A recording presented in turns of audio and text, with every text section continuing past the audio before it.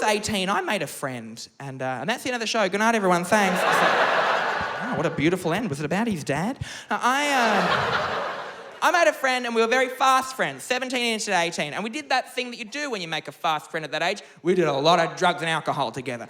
And then when we turned 23, I kind of flagged the idea. I was like, hey, maybe we should slow down on the drugs and alcohol because at this rate, soon we shall die. And this is a real thing, and I should point out, a lot of dumb jokes in this show. There is no exaggeration or lies in this particular story in any way whatsoever. Nothing is a lie or an exaggeration, right? So we decided, when we were 23, we were like, let's do a thing. We call them rabbit hole nights, where once a year we go to a bar and we just follow the rabbit down the hole. We just do as much drugs and alcohol as we possibly can, and it's always a fucking disaster. 2 years ago, we did ecstasy for the first time in many years, and we took them, and 20 minutes later, both went, oh, no, and went home, which... I don't recommend doing that. You get a lot of cleaning done, but it's not the same. My partner came home, and I was just holding up the fridge like, quick, sweep! We're moving house. Pick up at the corner of the house. I know it's an apartment. Work with me. But I would imagine last year will be our final rabbit hole night. We decided we would have a rabbit hole night, so we decided we might go to a bar and hang out with our friend, who is a drag queen / drug dealer, which I've always wondered out of those two professions, which one's the side business? Do you know what I mean? Like, where's the focus? Where's the tax? And so... And this was a point in my life where I was trying to be a little bit better to myself, trying to take more control of my life, and I was like, I'm just going to have a little bit, I don't need much, so we went into the cubicle, the three of us, and we did a little bump, I believe they call it in the biz. Yeah, sure, and with cocaine, I've never done it before, but I've heard it's quite moreish. And you believe that, right? Yeah, simply I've never looked at porn, if only there was a hub of it, you know? Rest in peace, Tumblr. And so we do a little bump, and I'm walking out of the cubicle. I'm like, that's enough for old Rhys. She doesn't need this no more. 3 green juices, barkeep. And then I heard the drug queen go, oh, hold on. And I was like, she's coming back. Get that septum out of there. Rhys Nicholson. And when I went back in there, in less than 3 seconds since I'd been in there, the mood had changed substantially. The drug queen had 2 little baggies in her hand, and she looked at me and she went, hey, just out of interest, which one of these looks more white to you? And I thought, ooh, I didn't know we were casting an Australian drama.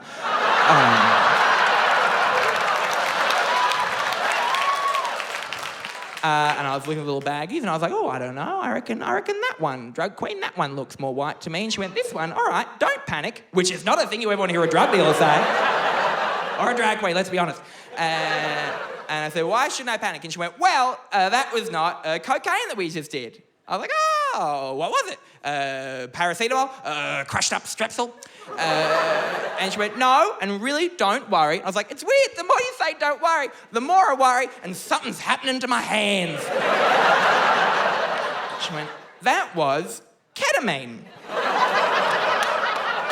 Yeah, someone next to you just made a noise.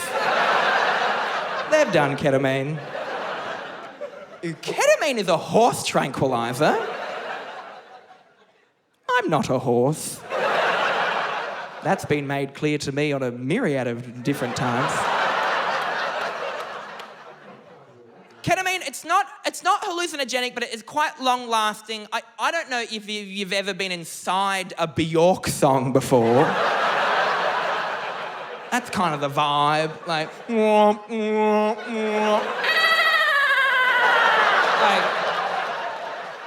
air becomes very tactile. You can have a good chat with a lamp. And my friend and I, we were like, let's get out of this cubicle because it's starting to scream. And we went out into the world. The gay bar was presenting to us, and I was like, what are we going to do? Like, what's happening? And it felt like there was water rising up, so we were saying our goodbyes, like 2 maidens in a river.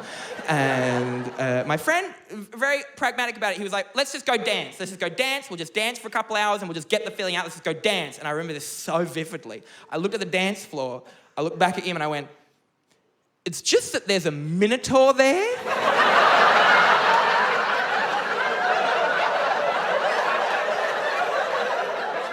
And he didn't help the situation. He looked and he went, oh, no. I was like, fuck knows what was there. And we lost each other for a few minutes. Could have been 8 years, who knows?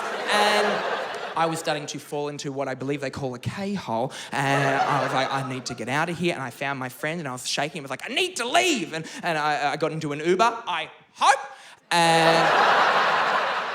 And I got home, and this is how much of a better person my fiancé is than me. I told him what was going on, and he was like some sort of shaman. He was like rubbing my back and like, everything's gonna be all right. Don't worry about it. Everything was gonna be all right. Don't worry about it. Everything's gonna be all right. And then after a couple hours, it was all kind of out of my system, and I felt a lot better. And then we had, I don't mind saying it, guys, we had the most intense and incredible sex we've ever had in our entire lives. Like there was like tentacles involved. Like it was crazy. And then I woke up in the morning and remembered he was out of town and I just passed out on a rug. So